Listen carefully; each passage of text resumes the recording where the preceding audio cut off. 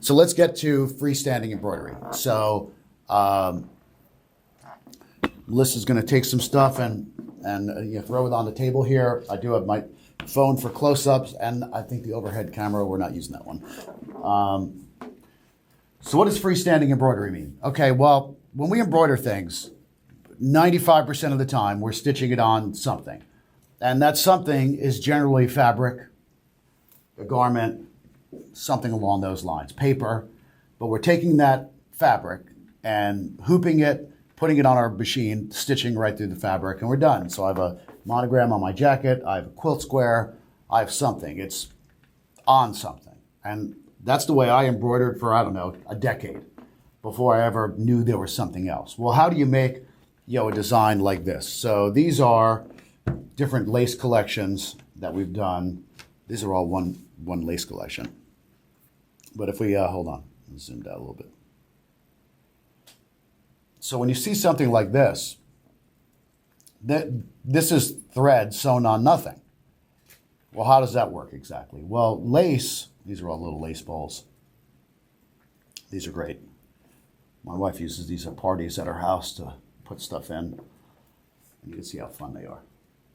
Well, this is freestanding lace. So freestanding lace is created by hooping a piece of stabilizer like Wet and Gone, for example, a Floriani product, which is amazing. And we hoop that, you stitch the lace, it stitches on stabilizer like it's fabric, and you rinse it away.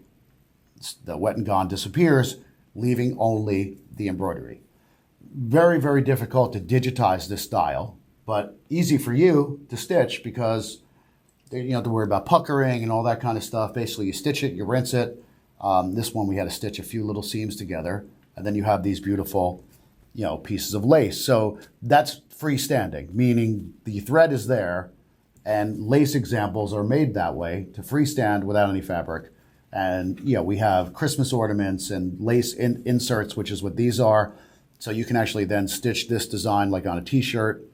You can cut the background away if you wanted to, or you can put it on a table runner, remove the background, leave the background. It's just a different style of embroidery, and it's called freestanding. Well, there's other kinds of freestanding embroidery as well. So what if you just wanted to make, this one's actually a little, like a kind of a toy. It's got a cat on it, but I think it's mainly for children. You see here, it's a cat and a mouse, but in here, that's a little trickier to see, is there's a marble. So this is like a maze. So basically this was stitched on fabric. You add the marble in, you add the embroidery, and then you have like organza, a little trickier to see on top here. That kind of makes it transparent. And then what makes it freestanding is we trim along the edges. So freestanding designs don't always mean necessarily lace. They could be different things. Here's another one of these marble games. Obviously, this is a caterpillar, or pea pod. I think it's caterpillar. And there we go. We back? We fix it real quick. Hold on. Fixing that with the camera. Oh, and you could see that this is not on fabric. Well, it's on fabric. The fabric is just trimmed away, really close. So there's multiple ways to do that. This one, it was trimmed first, and then it was a little bit of wash away stabilizer on it that you then take away with a sponge. This is another like freestanding design. These are all from that same collection, where basically you put a little bead in there, and it's a great toy for babies. Then you see another example, and this is from our 3D tree toppers from a couple of years ago. And what's really cool about these is it's not just one layer. I'll wait till she gets the phone back over here. I pressed the button and turned it off by accident. But you see the angel is stitched on fabric. So she stitched on fabric again. The fabric is removed from the edge because we used wash away and a little sponge. So she's freestanding. Then this is another freestanding star. And then you have lace wings in the back. So these are three different embroidery designs that are all freestanding that are then, combined together. And what's really cool about it is that this is something that would be impossible to make in your hoop all at once, because you have like this, hold on, let me move this tag, it's annoying. you have these lace wings, and again, you see the back of this embroidery, and then you have this star. Let me peel that back there.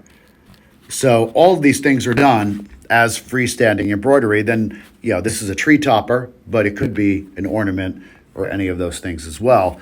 So embroidery is beyond the hoop. It's not just about fabric. Here's another example. These are probably one of the first things we did for freestanding way back in the day. These are bookmarks. So the design, stitches, it does a border on it. You trim that border, that fabric away, and then you could add a message on the back. It could be personalized. You can add a ribbon to it. But basically, these are, bookmarks. We have lots of different ones. And again, freestanding. These are really fun. These are earrings. I would put one in, but I don't know how clean these are. And I think my earrings closed up a long time ago. But again, freestanding lace. You stitch them in a few different colors, and then you rinse it, and you wind up with these beautiful earrings. So freestanding embroidery employs multiple different things. You might see like in the hoop embroidery, all those different things. Those are all versions of freestanding. When people say freestanding, I think right away it's this term that is so general. But most people think of lace right away. They think of this kind of thing. But you could have freestanding bookmarks, freestanding, we have pot holders, towel toppers. It's learning like 2 or 3 different techniques. How to do lace, how to do a satin stitch, freestanding, things like danglers, and then how to put those things together.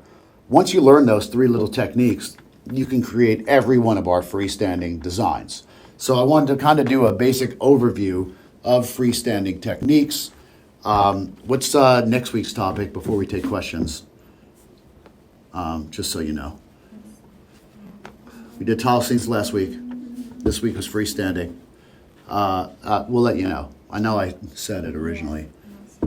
It might be autumn projects. Could be. She might have gotten it. But the idea is to go through a different technique every week and a little bit of insight into it. This is a great technique because I love making freestanding designs as gifts. I got it. Tricks for all thread types. Oh, tricks for all thread types. Perfect. It's probably my most requested.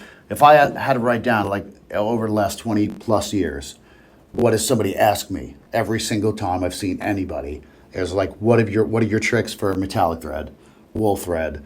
What's the difference in thread types? So I'm going to kind of demystify that process next week, and I'll probably bring in a couple of our embroiderers that actually have to deal with it all day because it's kind of cheating when I say it because I'm mostly behind a computer or a glue gun. Not while I watch people struggle with metallic thread, which I'm not saying is a bad place to be, but maybe we'll bring some of them in and kind of give you their insight as well, like we do when people do tours.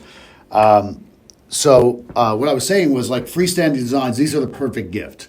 I hate buying things for people that have like a size.